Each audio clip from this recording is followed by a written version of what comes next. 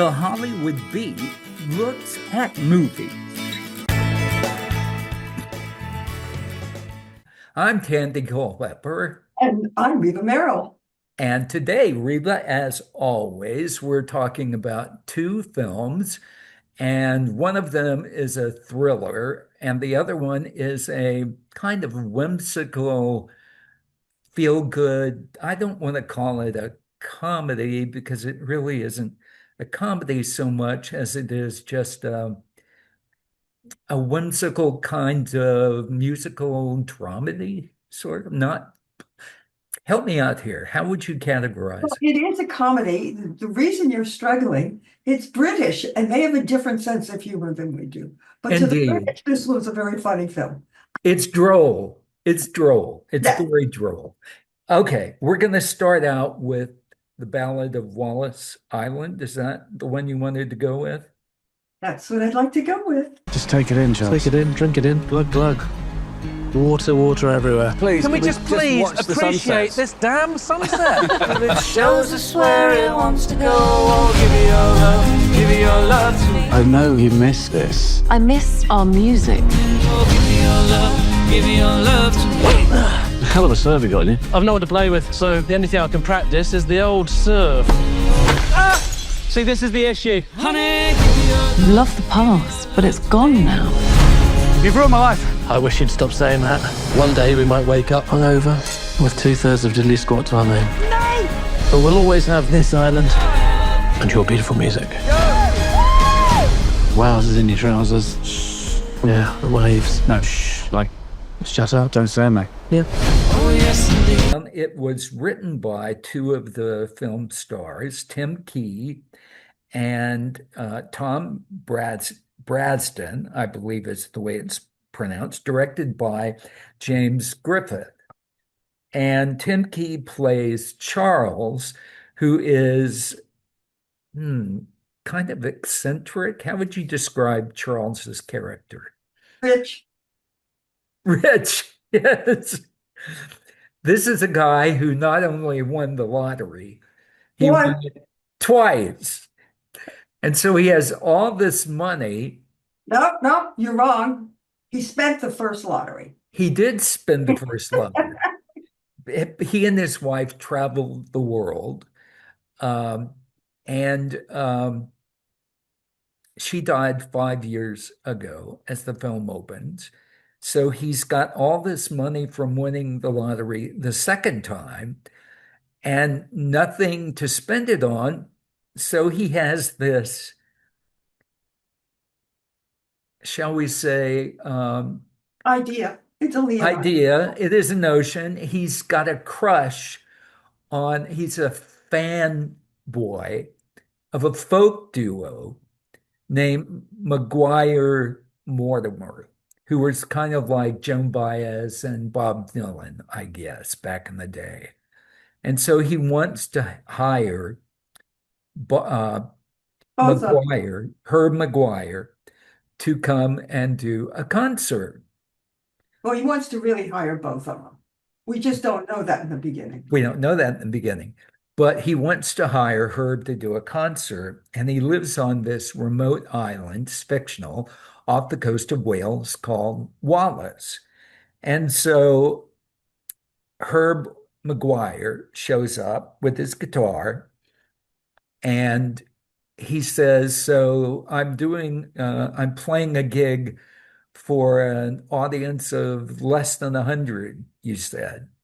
And he said, yeah, it's less than 100. And it turns out it's only Charles that he's playing the concert for. And Charles has offered him $500,000 or pounds rather, 500,000 pounds, which is a lot of money when you convert it to dollars. Well, hell, if it were dollars, it'd still be a lot of money. But to come in and do that. And a prominent co-star is Carey Mulligan, whom we have not seen a lot of lately. And she is the other half of McGwyer Mortimer. They broke up some time ago. They were romantically involved.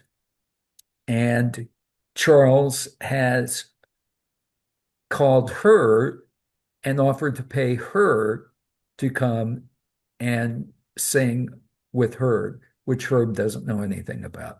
Herb is a regular curmudgeon and is not a very happy camper from the outset. Well, You see, said, go that's ahead. set up that why I had a hard time with the movie because I don't like men like that. I don't Oh, like men who push out discomfort to everyone around. He was successful. He blew it.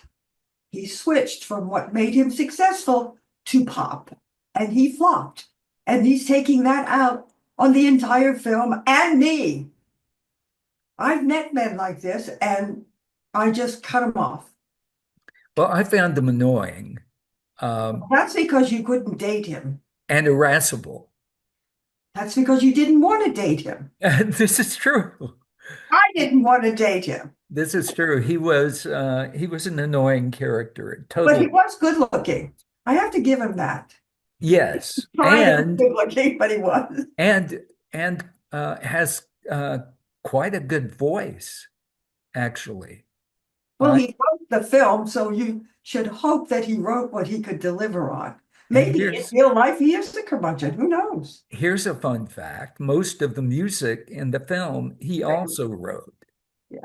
So this guy, I'm surprised we haven't heard more of him. I'd never heard of him before this. Well, I think it's because he really wasn't that big. You know, when you consider that this film started out a long time ago in 2018 as a short film, and then they must have gotten the money to turn it into a long film. And I guess what made it change for them is it became the darling of Sundance. And of all people, of all companies to buy it was Universal.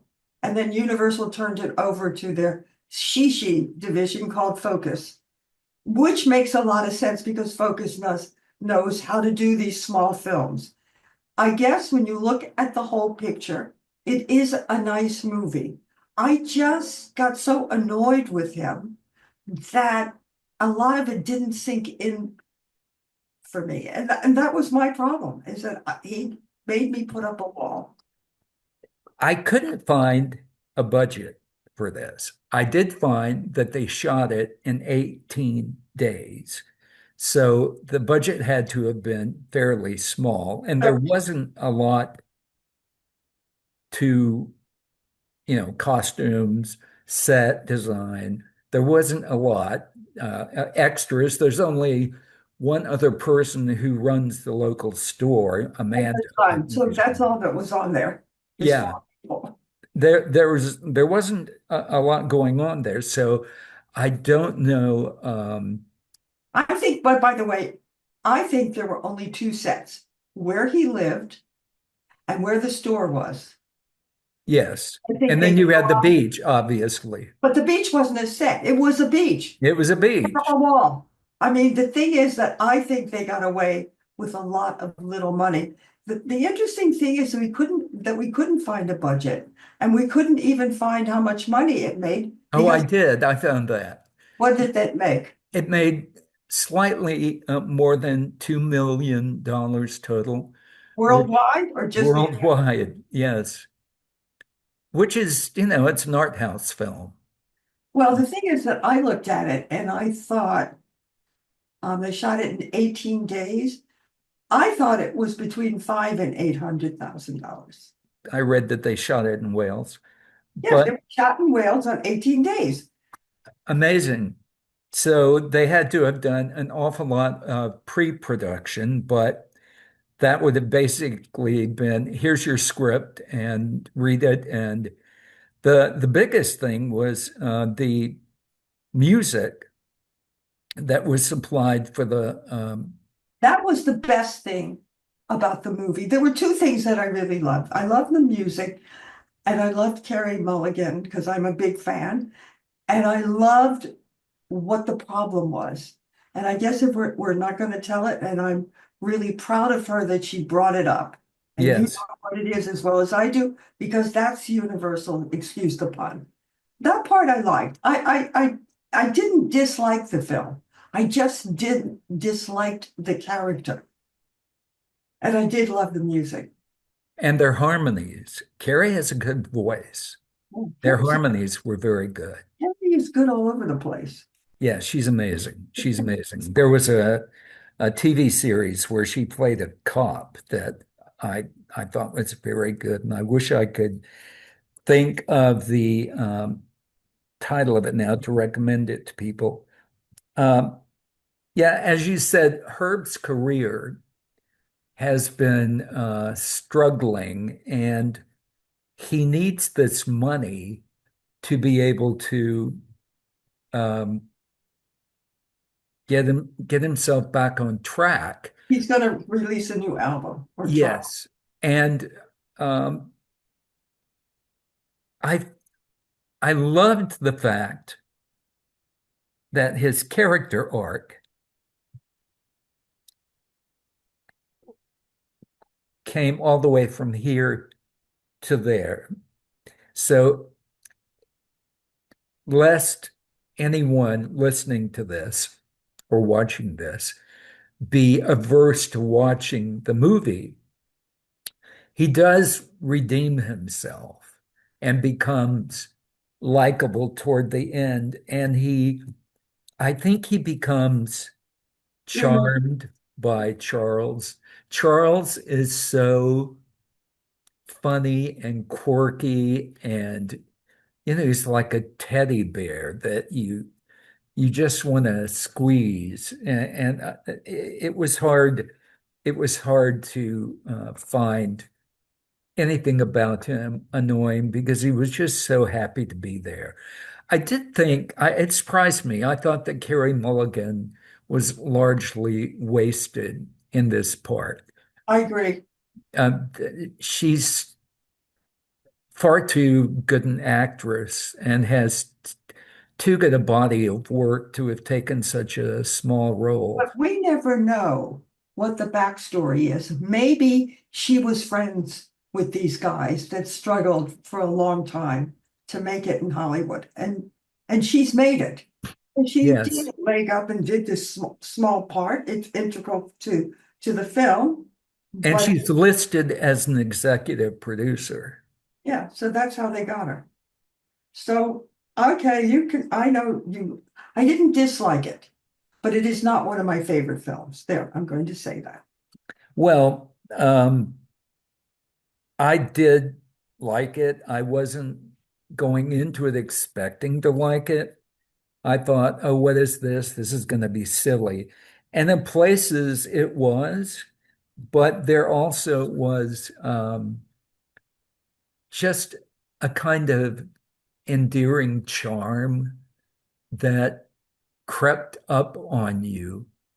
I mean, from the moment that he gets off that boat with his guitar and his phone gets wet, and it's one thing after another. I mean, there are all these little comical beats that happen. And I found it surprisingly enjoyable and charming, and I definitely recommend it to people, especially on date nights when a couple might want to watch something that has good music and And good it's not acting. controversial.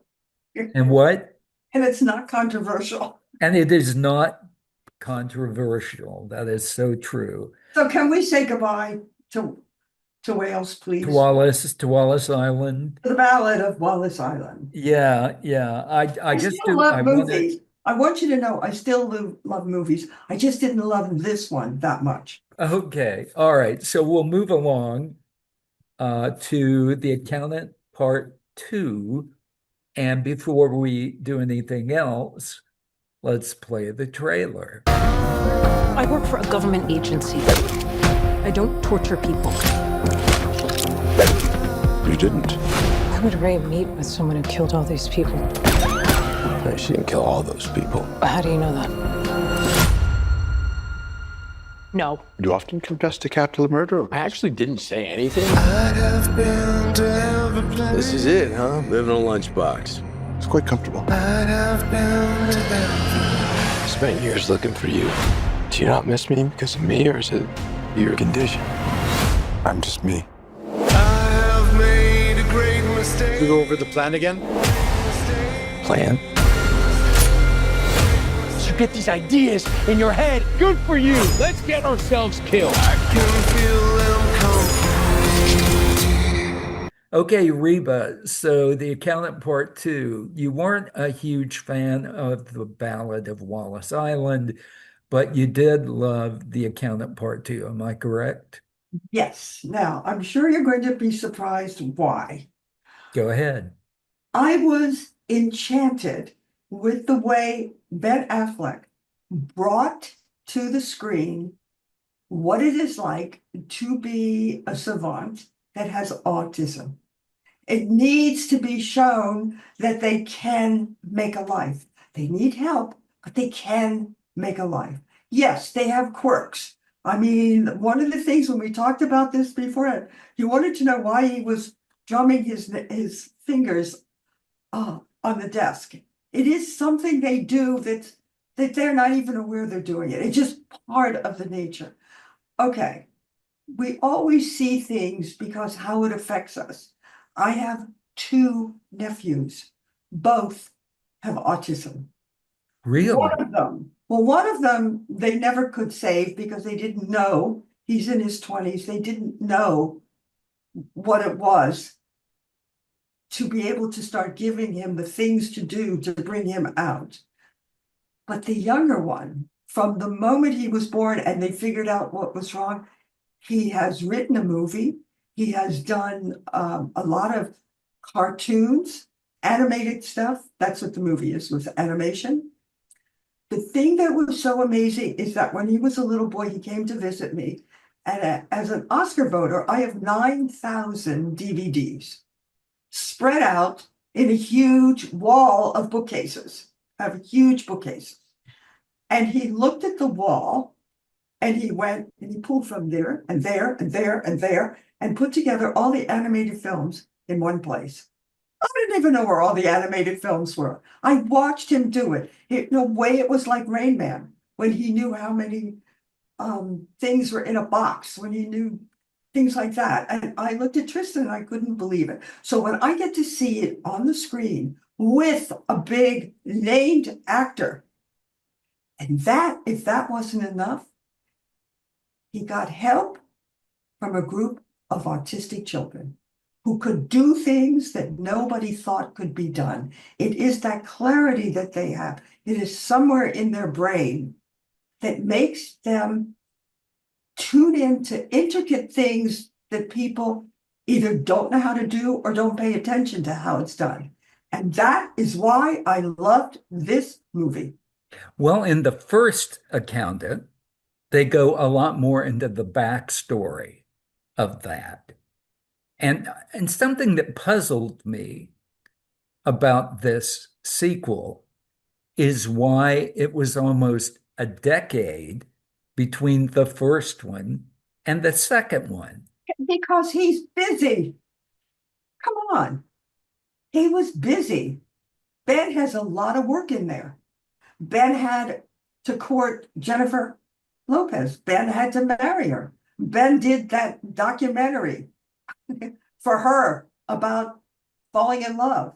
I mean, come on. He didn't have time. And he didn't make the movie. It was somebody else's movie. It wasn't like it was being done for his production company. If he wasn't working a lot, then your question would have been, why did it take so long? When I looked up the research, the last thing in the research was, and there is another one coming. There's going to be a 3? Yep. Excellent. Excellent. And I like the relationship with the brother who is not autistic. I got to tell you something. You will be surprised what my favorite film, maybe you won't be surprised. I think being in the country and western bar was without a doubt the most magical scene in that film. From The, a guy like Ben Affleck and playing autistic and playing rigid to end up and watch him change in a way that seems so far out of his territory. I I melted. Yes, there's a lot of violence. Okay, I mean, but it was interesting because the violence was coming from a woman. That surprised me. it premiered at the South by Southwest Festival in Austin.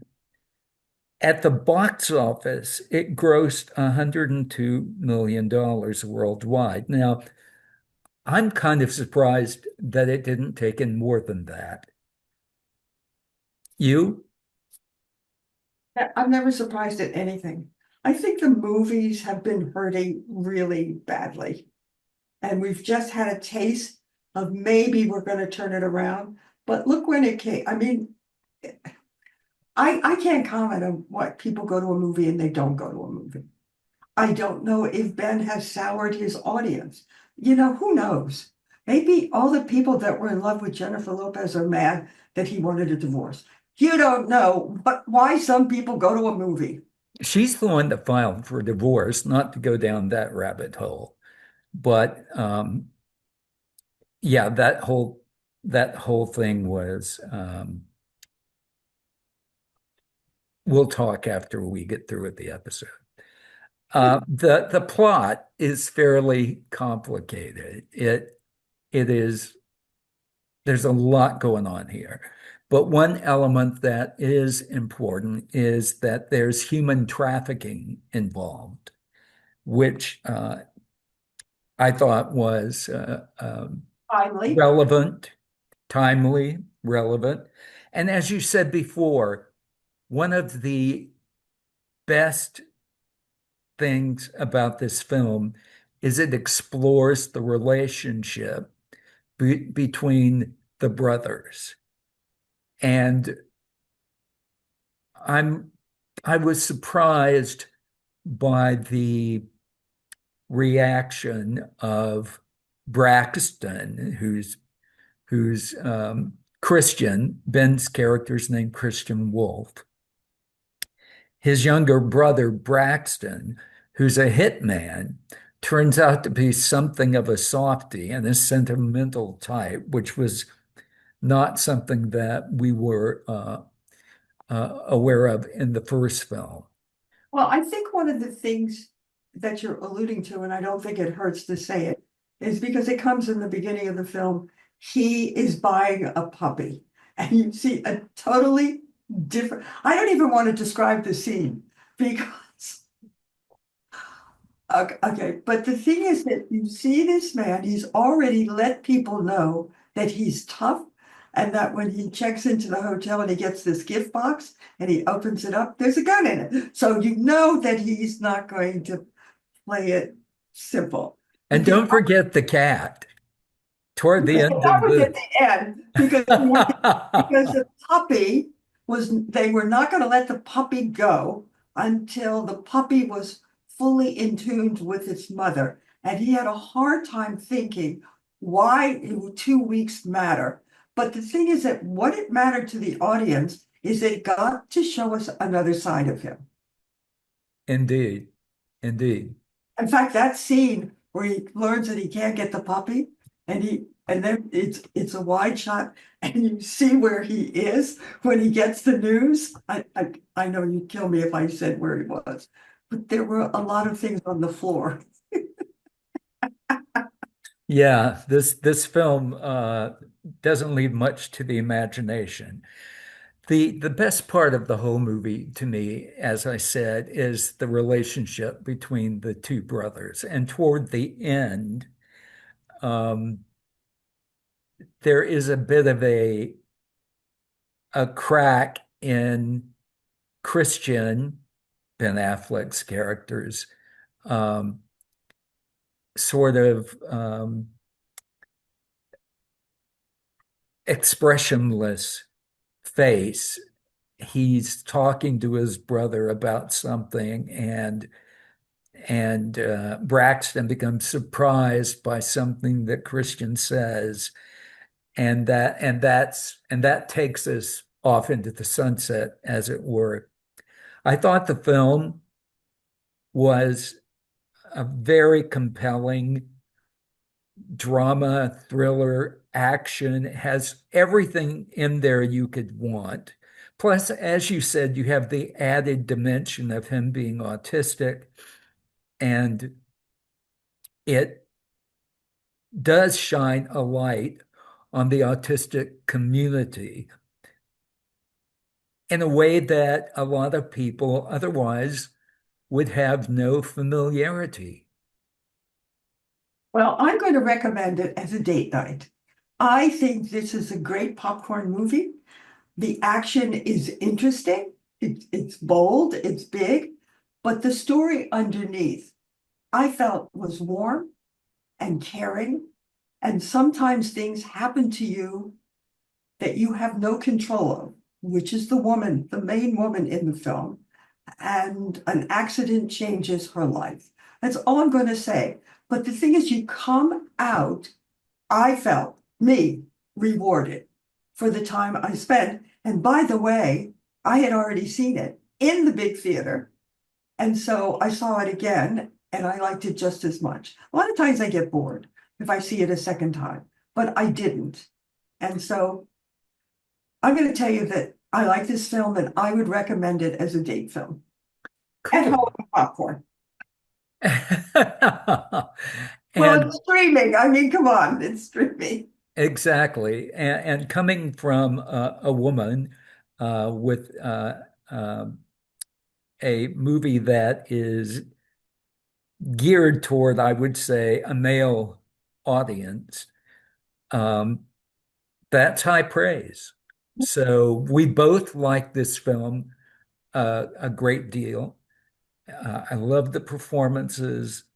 The plot is good. The writing is, I thought the first one was very good, and this one definitely holds up to what the first iteration offered. So Well, I I'm have really nothing glad further. that I'm back. You didn't ask me, you didn't say you missed me. You did miss a whole week of doing reviews, but I went to New York and I had a fabulous time, and I saw 3 shows, and I'm glad I went. And now that I'm back, I'm so happy to do this podcast, The Hollywood Beat, with you. Oh, thank you. Me too. I did miss you. So without further ado, I'm Tandy Culpepper. And I'm Reba Merrill, and believe it or not, we love movies. We do indeed. And thank you for joining us on the Hollywood Beat.